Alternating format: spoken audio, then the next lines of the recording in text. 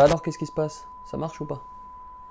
Ah, c'est bon, on y va. Assalamu alaikum, alaikum, yeah. Assalamu alaikum.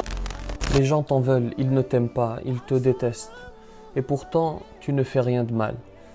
Tu mènes ta vie, ma foi, le plus droitement possible.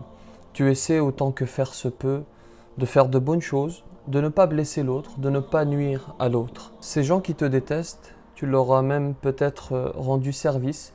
Lorsqu'ils avaient besoin d'une oreille attentive, ils t'ont trouvé. Lorsqu'ils avaient besoin d'une épaule pour pleurer, ils t'ont trouvé.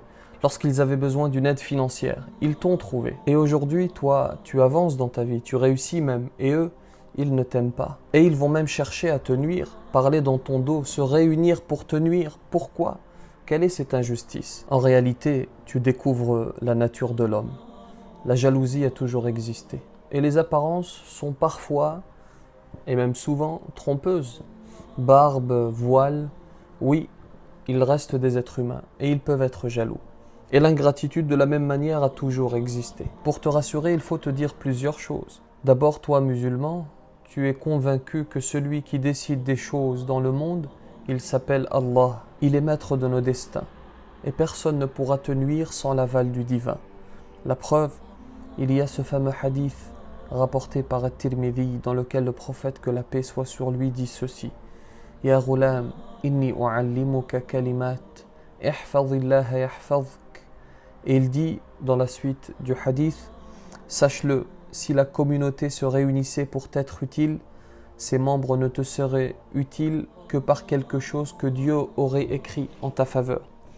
Et s'ils se réunissaient pour te causer dommage, ils ne te causeraient dommage que par quelque chose que Dieu aurait écrit à ton encontre. Et si tu regardes un peu l'histoire des prophètes, tu constates plusieurs choses qui vont dans ce sens. Ses frères ont voulu le tuer et pourtant il n'est pas mort, Youssouf, que la paix soit sur lui. Ensuite il va être vendu comme esclave et pourtant il va devenir roi.